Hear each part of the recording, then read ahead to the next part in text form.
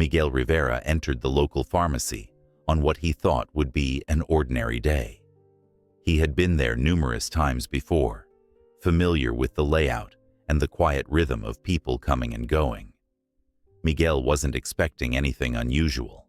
He wasn't expecting anything other than the usual nod from the cashier and the brief routine interaction with the pharmacist behind the counter. He walked in, carrying his prescription in one hand, glancing around to see if anyone he knew was there. The place had the familiar smell of antiseptics, mixed with the faint aroma of herbal remedies on display near the front counter. It was the kind of small pharmacy where most regulars recognized each other, and even new faces didn't usually draw much attention. Miguel approached the counter with a small sigh of relief. His back had been hurting for days, and he hoped that the prescription his doctor gave him would help ease the pain. When he reached the counter, he handed over his prescription to the pharmacist on duty, Craig Thompson, without much thought. Craig, a middle-aged man with a stern face and a neatly trimmed beard, took the piece of paper, but his reaction wasn't what Miguel expected. Instead of the usual swift glance and nod, Craig stared at the prescription for a long moment, his expression hardening.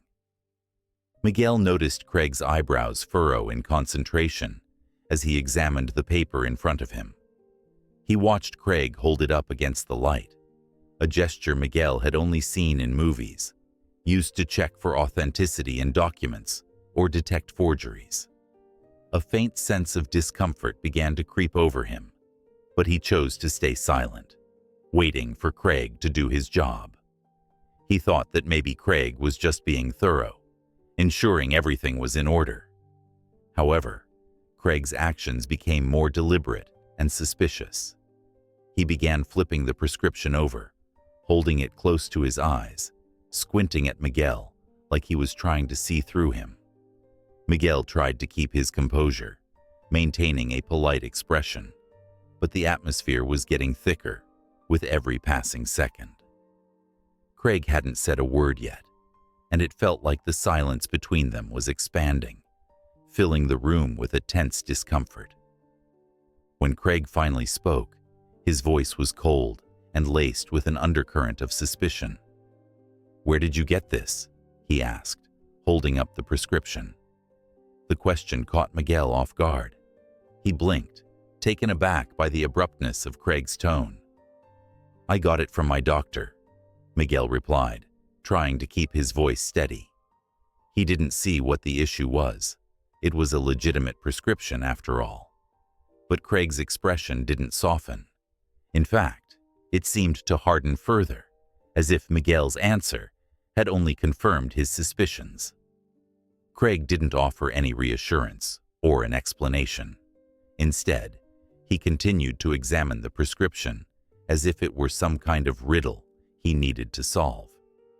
Miguel felt his heart rate quicken slightly. He had done nothing wrong, but Craig's demeanor and the way he handled the prescription made him feel like he was guilty of something he didn't even understand. Craig then began to question Miguel's intentions more pointedly, hinting that the prescription might not be genuine. His tone was accusatory, each word carrying a sharp edge, as if he were trying to corner Miguel into confessing something.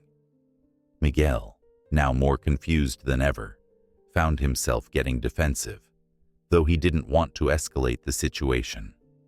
He knew how these kinds of interactions could spiral out of control if not handled carefully. The pharmacist's suspicions weren't just unsettling, they were offensive. Miguel didn't want to believe what was happening, but the implications were hard to ignore. Craig's repeated questions about where and how Miguel got the prescription were laced with thinly veiled accusations. It wasn't just about the prescription itself anymore. It was about Miguel as a person, about whether he belonged there, about whether he could be trusted. Miguel tried to stay composed. He responded firmly, stating again that his doctor had prescribed the medication, suggesting that Craig could call the doctor if there was any doubt. He thought that offering a practical solution would ease Craig's suspicions, but his suggestion was met with a dismissive snort. Craig didn't seem interested in verifying anything with a doctor. It felt as if he had already made up his mind about Miguel. The more Miguel spoke, the more it became clear that Craig wasn't questioning the prescription because he believed it was genuinely suspect. He was questioning it because he believed Miguel was suspect. Craig's thinly veiled skepticism had now turned into outright disrespect, as he all but accused Miguel of trying to scam the pharmacy or acquire drugs under false pretenses. Craig's body language shifted, and he subtly leaned back, as if trying to put more distance between himself and Miguel, creating an emotional and physical divide. Miguel, sensing the hostility, couldn't help but feel a simmering anger start to rise within him. He wasn't just upset about not being believed.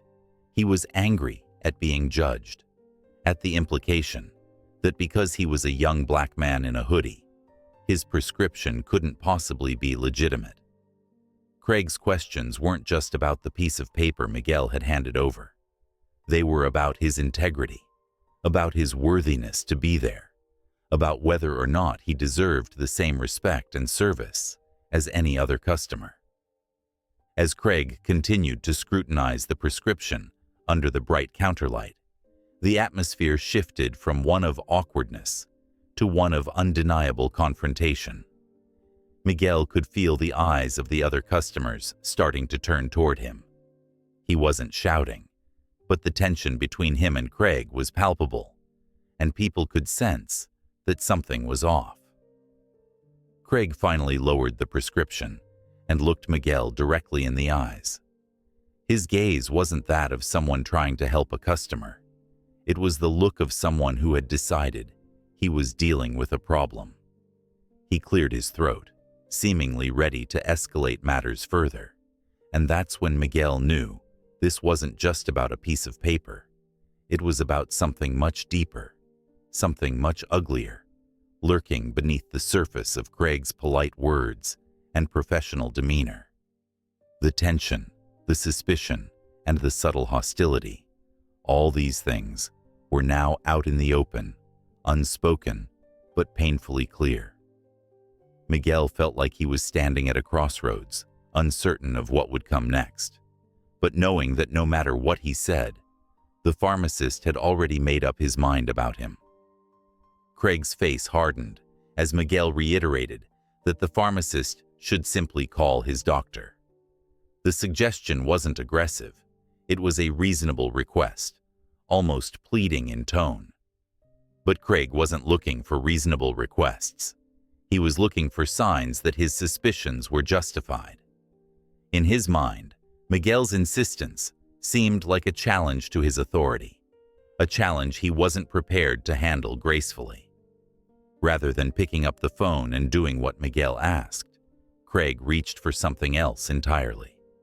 With deliberate movements, he pulled out his phone and called over the security guard stationed near the entrance. It was a man Miguel had barely noticed when he walked in, a tall, broad-shouldered guard with a no-nonsense look in his eyes. The guard's attention snapped towards the counter as soon as Craig waved him over, and he approached with quick, purposeful strides, his hands resting just above his belt. Miguel felt the eyes of everyone in the store fixate on him as the guard came to a stop just a few feet away. His posture was rigid, his gaze firm. The guard addressed Miguel with a level voice, trying to sound polite, but clearly preparing for resistance. "Sir, we're going to have to ask you to leave," the guard said. Miguel's frustration flared into visible anger, and he shook his head. "I'm not leaving until this gets sorted out," he replied, trying to keep his voice even.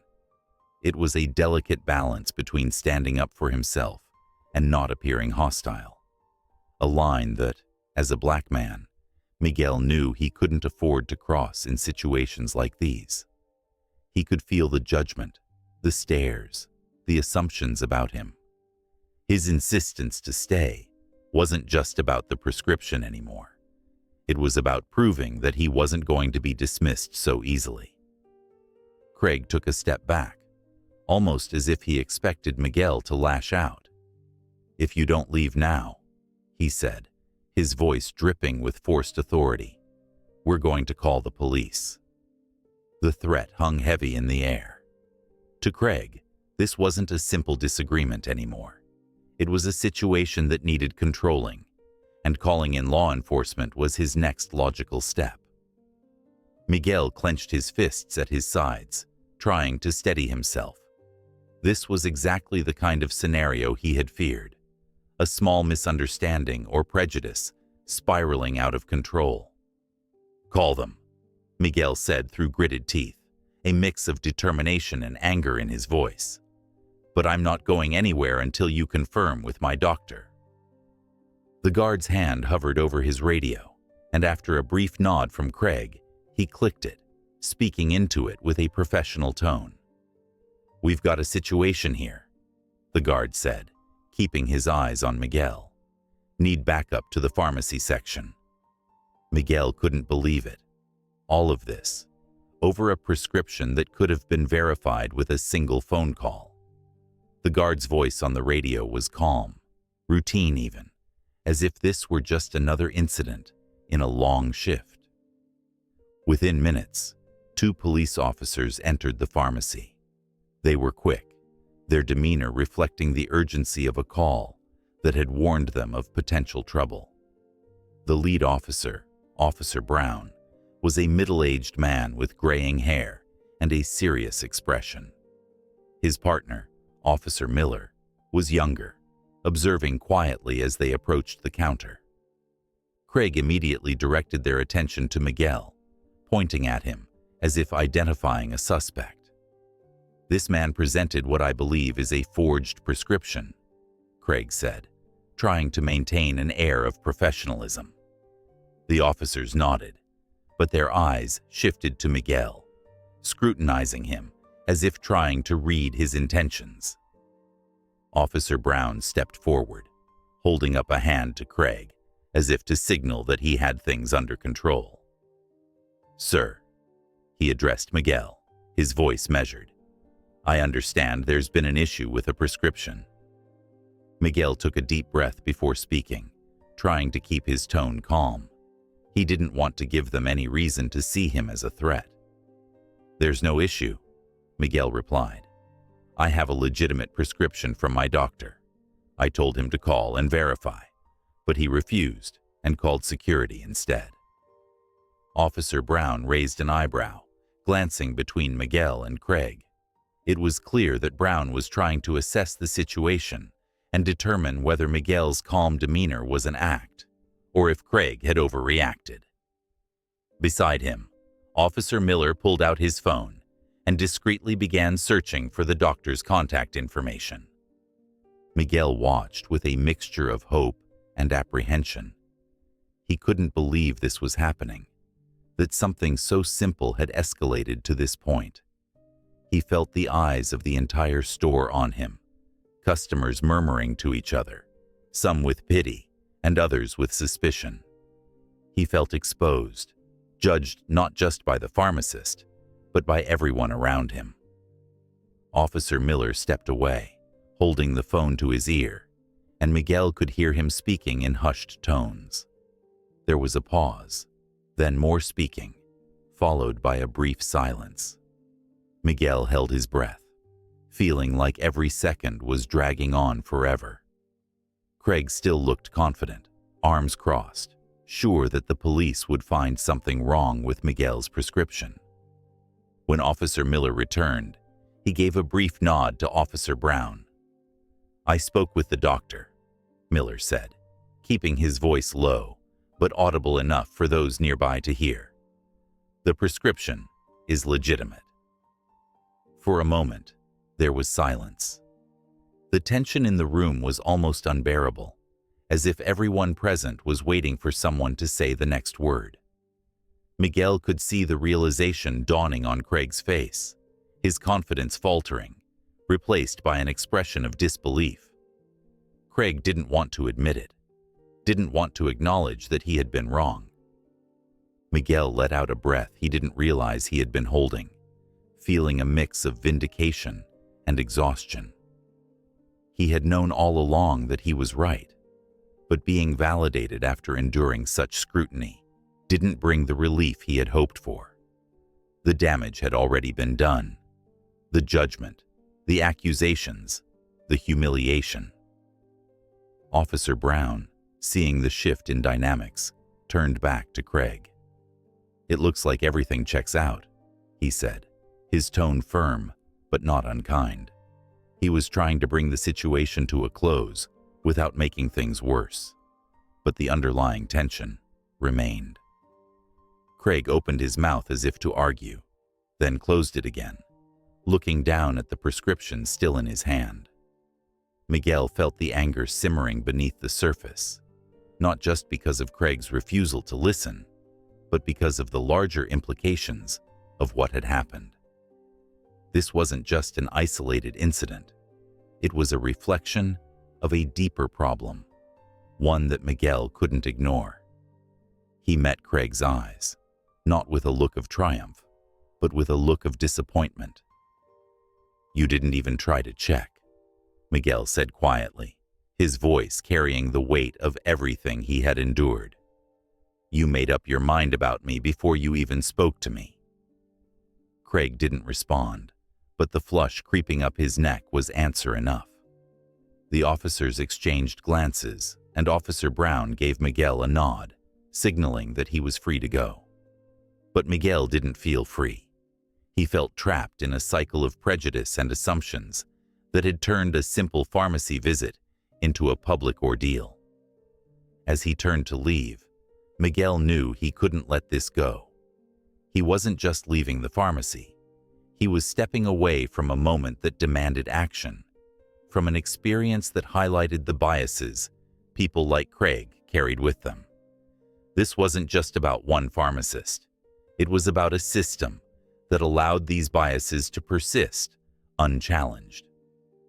Miguel took a deep breath and left the store, feeling the eyes of the other customers still on him, some of them whispering, others just watching silently. He knew that this wasn't over, not for him, and not for others who might face the same treatment. And as he walked away, his mind was already turning over what he needed to do next, the steps he would take to ensure that his story didn't just fade into the background. Miguel wasn't seeking revenge. He was seeking accountability, and not just for Craig, but for a system that had allowed Craig to assume the worst about him, a system that had failed to see him as anything more than a potential threat. And with each step he took away from the pharmacy, Miguel felt the weight of that mission growing heavier, knowing that this was only the beginning. After leaving the pharmacy, Miguel's mind was racing with emotions, anger, frustration, humiliation, but above all, a burning sense of injustice. As he walked to his car, he couldn't shake the feeling that he needed to do something, that his experience was just one instance in a much larger pattern of racial profiling. The sense of indignation was palpable, and he knew he couldn't let this pass without holding someone accountable. Sitting in his car, hands gripping the steering wheel tightly, Miguel replayed the events over and over, each time feeling more resolute that this wasn't something he could just let go. Miguel decided to take a moment to gather his thoughts before he took any action. He wasn't a person who enjoyed being the center of attention or causing a stir, but he understood that some battles had to be fought publicly. He pulled out his phone and made a call to a friend, a lawyer named Jake, who had experience dealing with civil rights issues. Jake listened quietly as Miguel recounted the incident, growing increasingly furious on his friend's behalf. After a brief silence, Jake suggested something unexpected. Contact the local news station. He knew a reporter who had been covering cases of racial profiling in the community. and he believed that getting this story out to the public could make a real difference. Miguel hesitated for a moment, unsure if he wanted his story to be on the evening news. But Jake reminded him that speaking up wasn't just for his sake. It was for everyone else who had been in his position and had their experiences brushed aside or dismissed. Encouraged by Jake's words, Miguel agreed, and Jake quickly reached out to Sarah Nguyen, a reporter known for tackling tough stories and shedding light on systemic discrimination. Sarah wasted no time getting in touch with Miguel. She asked to meet him in person so she could hear his story directly. Miguel agreed, and they met at a local cafe later that day. Sarah was professional but empathetic, listening attentively as Miguel described everything that had happened at the pharmacy. She took detailed notes, asking questions to clarify key moments and emotions. Her questions weren't just about the incident. They were about how Miguel felt, how he perceived the subtle biases in the pharmacist's behavior, and what this experience meant in the context of larger societal issues. As they spoke, Sarah's eyes flashed with a mixture of concern and determination. She had covered stories like this before, but each one was unique, each one revealing another layer of the same systemic problem. She knew that stories like Miguel's needed to be told in a way that showed the broader impact of such incidents. She promised Miguel that she would handle his story with care, and that she would make sure his voice was heard. When the news segment aired, it was clear that Sarah had done exactly what she promised.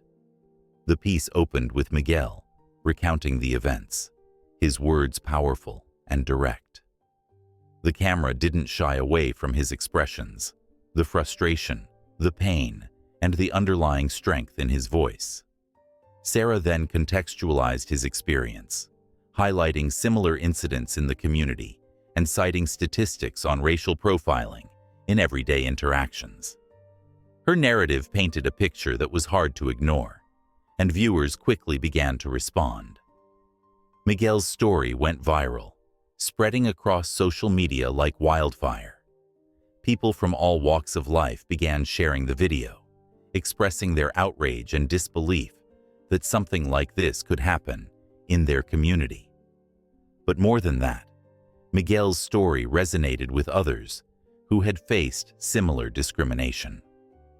Soon, comments and messages flooded in from people who shared their own experiences of being unfairly judged, mistreated, or humiliated because of the color of their skin or their appearance. The public outcry grew louder with each passing hour. The hashtag Miguel Deserves Justice started trending on social media, amplifying the story far beyond the local community. Activists and influencers picked up on the story, using their platforms to call for accountability and systemic change. Miguel was no longer just a victim. He was a symbol of resilience in the face of discrimination, and his story was inspiring others to speak up as well. The corporate office of the pharmacy chain couldn't ignore the growing backlash. The video of Miguel's experience was gaining traction at a rate that made damage control impossible. The company's PR team scrambled to put out a statement acknowledging the incident, but it was too little, too late. People were demanding more than words. They wanted action. They wanted accountability for the pharmacist who had escalated a routine situation into a humiliating confrontation. Under immense public pressure, the corporate office announced an internal investigation into the pharmacy's practices. It wasn't just a statement. It was a promise to look into allegations of bias and take corrective action. The announcement, however, didn't do much to quiet the outrage. People were tired of hollow promises and vague commitments to investigate. They wanted to see real consequences and real change. As the investigation progressed, Craig Thompson found himself in the center of a storm he hadn't anticipated. What he had assumed was a minor incident had become a catalyst for a much larger conversation. Craig had never seen himself as a racist or as someone prone to making biased assumptions, but now he was being portrayed as exactly that, a symbol of the prejudice embedded in everyday interactions. The pressure mounted as the investigation continued, and soon enough, the inevitable happened. Craig was dismissed from his job, the corporate office releasing a statement about its commitment to fairness and accountability. For Miguel, hearing about Craig's dismissal was a moment of mixed emotions. On one hand, there was a sense of vindication. He had spoken up, and there had been consequences. On the other hand, it wasn't enough. Firing one person wouldn't solve the larger issue of systemic bias, and Miguel knew that holding one man accountable wasn't the end of the fight. After hearing about Craig's termination, Miguel made a difficult decision. He wanted to confront Craig face to face. It wasn't about revenge or gloating. It was about seeking closure and, perhaps, understanding. Miguel returned to the pharmacy, not knowing exactly what he would say, but feeling a need to have one final conversation with the man who had wronged him. When he arrived, he saw Craig outside, packing his belongings into a cardboard box. There was no anger in Craig's movements, only a kind of quiet resignation. Miguel approached slowly, giving Craig a moment to notice him. When Craig finally looked up, there was a flicker of something in his eyes. Surprise, guilt, maybe even fear. For a moment, neither of them spoke. The silence between them was heavy, loaded with everything that had happened and everything that had been left unsaid. Finally, Miguel broke the silence. "You didn't have to treat me like that," he said, his voice steady, but carrying an edge of pain. "You didn't even give me a chance." Craig looked down at the ground, his shoulders slumping slightly. When he finally spoke, his voice was barely above a whisper. I didn't realize. I was scared," he stammered, struggling to find the right words. "Scared of what?" Miguel asked, his voice carrying the weight of every injustice he had experienced, every moment when he had been judged without being known. Craig looked up, meeting Miguel's gaze. "I don't know," he admitted, his voice raw. I thought I was doing my job, but maybe I was just seeing something that wasn't there. Maybe I was just assuming things." Miguel didn't soften his gaze. He wasn't interested in excuses. "You were seeing me," he said quietly. "Not the prescription, not the situation, just me, and you saw something to be afraid of." Craig's face paled as the words hit home. He seemed to shrink under the weight of his realization, understanding that his actions weren't just about one bad decision. They were part of a larger problem, a mindset that had gone unchallenged for too long. Miguel could see the conflict in Craig's eyes, the struggle to reconcile his self-image with the reality of his actions. Miguel took a deep breath, feeling the tension leave his body as he spoke the next words. "This isn't just about you and me," he said. "It's about what people like you think when you see people like me. It's about the assumptions you make and the consequences those assumptions have. And that needs to change." Craig nodded, unable to find the words to respond. There was nothing more to say, really. Nothing that could change what had already happened. But Miguel felt a sense of closure in the conversation, a feeling that he had said what needed to be said. As he turned to leave, Miguel felt a sense of resolve wash over him. He wasn't leaving the pharmacy as the same person who had walked in weeks before, and he knew that Craig wasn't the same person either. The experience had changed them both, forcing them to confront uncomfortable truths about themselves and the world around them. Miguel realized that his story wasn't just about one incident. It was about a larger fight for accountability and justice. He couldn't change the past, but he could use his experience to push for change in the future. As he walked away, he felt a renewed sense of purpose, knowing that his voice had power and that his story could make a difference. For Craig, the final conversation left him with a lot to think about. He had always considered himself a good person, someone who treated others fairly, but the incident with Miguel had shattered that illusion. He was left to grapple with his own biases and the harm they had caused, forced to confront the reality that his actions had consequences far beyond his intentions. The aftermath of their confrontation was felt throughout the community. Sarah Nguyen continued to cover the story, highlighting the systemic issues that had led to Miguel's experience.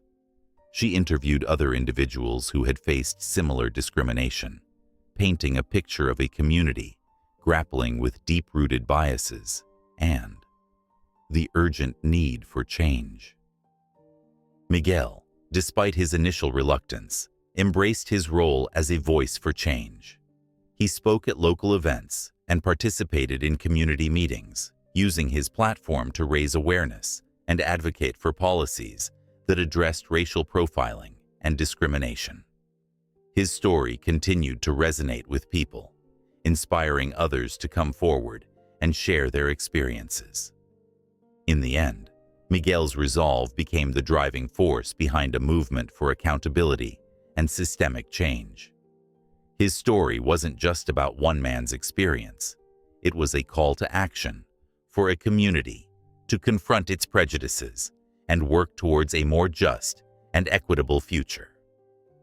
As Miguel walked out of the pharmacy that day, carrying the same prescription that had sparked a chain of events he never imagined, he felt a mixture of relief and exhaustion. He had come to the pharmacy for one purpose: to fill his prescription and alleviate his pain. But instead, he had been forced to confront something much deeper and more painful than his physical discomfort. The day's events had pulled him into a battle he didn't ask for, but it was a battle he realized he couldn't ignore. The weeks that followed were a whirlwind of media attention, community meetings, and discussions that forced Miguel to step out of his comfort zone. The initial goal was to hold the pharmacy accountable, to ensure that Craig Thompson faced consequences for his actions. That had been achieved, but Miguel knew the real issue wasn't about one pharmacist. It was about a much larger problem that needed to be addressed. As the media continued to follow his story, Miguel found himself increasingly being seen as a voice of reason and resistance within the community. People reached out to him, thanking him for having the courage to speak up. They told him about their own experiences, incidents of racial profiling, moments of quiet discrimination, and the subtle yet insidious biases they had encountered in their daily lives. Miguel listened to each story with a growing sense of responsibility. What had started as a singular incident in a small pharmacy was quickly becoming part of a much broader narrative, one that demanded not only accountability, but change. Miguel wasn't a stranger to the struggles of racial bias, but he had never thought of himself as an activist. He had always believed in fairness and equality, but like so many others, he had been conditioned to keep his head down, to pick his battles, and to avoid causing trouble. But this time, he couldn't look away. The incident had ignited something within him, a realization that silence could no longer be an option, that complacency was no longer tolerable. He had seen firsthand how quickly an act of bias could escalate, and he understood now that calling out these behaviors wasn't just a personal mission, it was a collective necessity. As he continued to share his experience, Miguel realized that people were looking to him, not just for his story, but for guidance. He started attending local meetings and community forums, where discussions about racial profiling, systemic bias, and accountability were being held. At first, Miguel was hesitant to speak. He felt out of place among seasoned activists and leaders who had been fighting these battles for years. But each time he heard someone else's story, each time he saw the pain in their eyes or the frustration in their voices, he felt a growing sense of urgency to contribute to the conversation. Miguel began to speak up, sharing his story not just as a personal experience, but as a reflection of a much larger problem.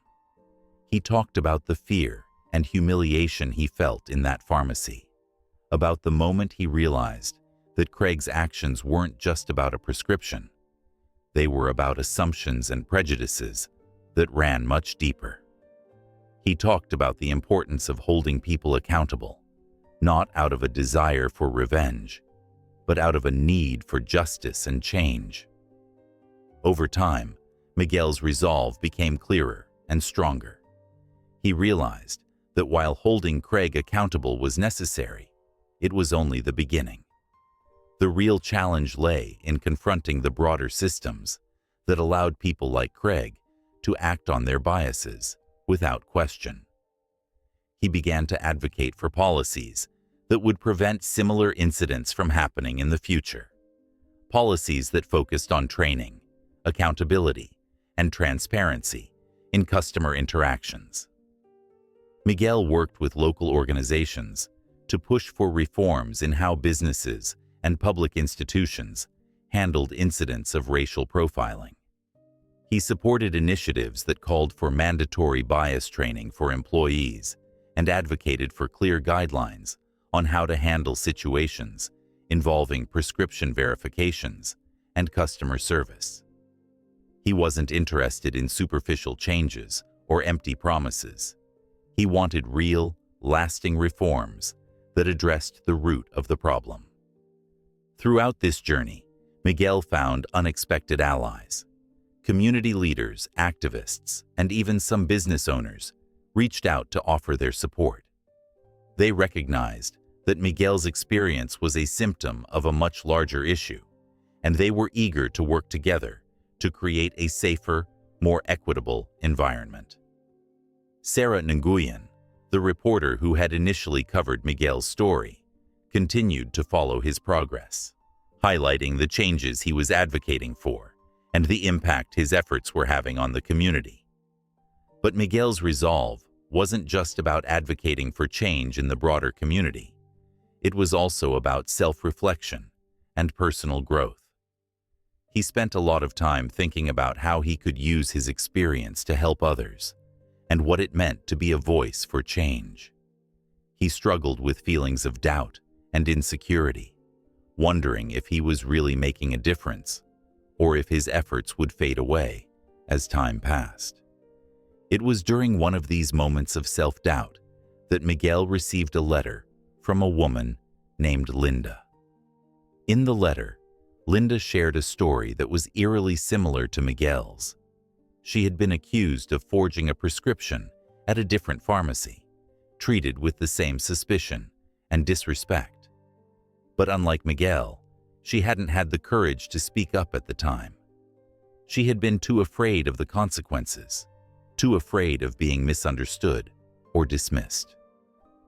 Reading Linda's letter, Miguel felt a deep connection to her pain and fear. He realized that by speaking up, he had given others permission to do the same, that by sharing his story, he had helped to create a space where others could share theirs. Inspired by letters like Linda's, Miguel began organizing community meetings where people could come together to share their experiences and support each other. He knew that change didn't just happen in boardrooms or policy meetings. It happened in everyday interactions, in the way people listened to and validated each other's experiences. He wanted to create a space where people could speak their truth without fear of judgment or dismissal, where they could find solidarity and strength in their shared experiences. At these meetings, Miguel found himself surrounded by people who had faced similar challenges, people who had been judged, dismissed, and mistreated because of the color of their skin, their appearance, or their background. Listening to their stories, Miguel felt a renewed sense of purpose. He knew that the fight against systemic bias was far from over, but he also knew that he wasn't alone. Together, they were building something powerful, a community that was willing to confront its biases, challenge its assumptions, and fight for a more just future. As Miguel's story continued to gain traction, he received invitations to speak at events and forums beyond his local community. He traveled to other cities, sharing his experience and encouraging others to stand up against discrimination and injustice.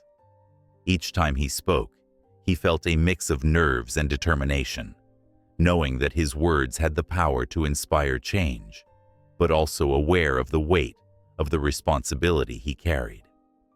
Miguel's resolve wasn't just about confronting Craig or the pharmacy. It was about confronting a system that allowed biases to go unchecked, about challenging a culture that too often dismissed the experiences of marginalized communities. He knew that change wouldn't happen overnight, and that the fight for accountability and justice was a long and difficult road. But he also knew that every step forward, every voice raised, and every story shared was a victory in its own right. As time passed, Miguel began to see the impact of his efforts. Local businesses started implementing new policies to address issues of racial profiling, and community organizations began working more closely with law enforcement to ensure that incidents of bias were properly investigated. The changes were small at first, but they were meaningful, a sign that progress was being made and that people were willing to listen and learn. For Miguel, the journey was far from over. He knew that there was still much work to be done, and that the fight for justice and equality would continue long after his story had faded from the headlines. But he also knew that his experience had given him a sense of purpose, a mission that was bigger than himself. He was no longer just a victim of discrimination. He was a catalyst for change, a voice for those who had been silenced or ignored. And as he moved forward, Miguel felt a deep sense of resolve, a determination to keep fighting, to keep speaking up, and to keep pushing for a world where everyone was treated with dignity and respect. He knew that the road ahead would be difficult, but he was ready to face it, knowing that he wasn't alone, and that his story had the power to inspire others to join him in the fight for a more just and equitable future. Miguel's story didn't end with his resolve to bring about change. In fact, it was just the beginning of a much larger journey, one that required persistence, resilience, and, at times, tremendous patience. His narrative, which had captured the attention of so many, continued to gain momentum. Miguel's willingness to speak up had created a ripple effect that reached far beyond the pharmacy incident, sparking conversations and reflections in places he never expected. As the weeks passed, more people began to come forward, emboldened by Miguel's actions and the growing attention around his story. They were people of all ages and backgrounds, each with their own painful memories of being treated unfairly because of the color of their skin, their ethnicity, or the way they dressed. Some had faced overt discrimination in public places, while others spoke of quieter, subtler biases that affected their daily lives. The common thread running through all these stories was the sense of not being seen, of having their humanity questioned by people who had the power to judge them based on little more than assumptions and stereotypes. Miguel was amazed at how many stories there were. It seemed like each day he received new messages, emails, and letters from people who had experienced their own versions of what he had gone through. There were teenagers who had been followed in stores, professionals who had been wrongly accused in their workplaces, and parents who shared heartbreaking stories of their children's first encounters with prejudice. Each story was a reminder of the broader systemic problem, but it was also a testament to the courage of those willing to share their experiences. Sarah Nguyen continued to follow Miguel's journey, covering the growing movement in her news segments. She interviewed individuals who had reached out to Miguel, highlighting the broader implications of racial profiling and discrimination. The stories she shared painted a powerful picture of a community grappling with its own biases and working towards meaningful change. The more Sarah reported, the clearer it became that Miguel's experience was not an isolated incident. It was part of a larger pattern that needed to be addressed. As more people shared their stories, Miguel's role evolved from being just a voice of change to being a connector, someone who brought people together to share, support, and strategize. He began organizing community meetings and discussion groups where people could speak openly about their experiences and work towards collective solutions. These gatherings became spaces for healing, learning, and organizing. People came not just to share their pain, but to discuss practical ways to address the issues they faced. They brainstormed initiatives to push for policy changes, support for those who had been wrongly accused or mistreated, and educational programs to combat biases in local businesses and institutions. The growing movement didn't go unnoticed by the pharmacy chain's corporate office. Initially, their response had been defensive, with vague promises of an internal review. But as the movement gained traction and the pressure continued to mount, they were forced to take more substantive action. The corporate office announced that it would implement new policies aimed at preventing incidents like Miguel's from occurring again. These changes included mandatory bias training for all employees, revised procedures for handling prescription verifications, and a commitment to transparency in addressing customer complaints. For Miguel, these changes were a step in the right direction, but they were far from a complete solution. He remained cautious, knowing that policies on paper didn't necessarily translate to changes in behavior or attitudes. Still, he acknowledged the progress, understanding that every small victory contributed to a larger goal. He continued to push for more comprehensive reforms, advocating for greater accountability measures and community oversight to ensure that the new policies were enforced. Amidst all of this, Miguel found himself grappling with conflicting emotions. On the one hand, he felt a sense of accomplishment in seeing his story resonate with so many people and inspire tangible changes. On the other hand, he struggled with the burden of being a symbol of something much larger than himself. He didn't want to be seen solely as a victim or as someone defined by one painful experience. He wanted his story to be a catalyst for change, but he also wanted to move forward and build something new out of what had happened. This internal struggle became more pronounced as Miguel's story continued to gain national attention.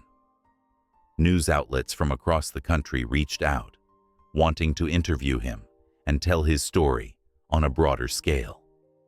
Activists and public figures offered their support, inviting him to speak at conferences and events focused on racial justice. It was overwhelming, and Miguel wasn't sure if he was ready for such a prominent role. He felt the weight of people's expectations, and he didn't want to let anyone down. In moments of doubt, Miguel turned to his close friends and family for guidance. His parents, who had always taught him the importance of standing up for what was right, reminded him that he didn't have to have all the answers or carry the weight of the world on his shoulders. His friends encouraged him to take things one step at a time and to remember that his worth wasn't defined by how much he could accomplish or how many people he could inspire. They reminded him that change was a collective effort and that he was part of a community that supported and believed in him. As Miguel embraced this perspective, he began to find a balance between speaking up for change and taking care of himself.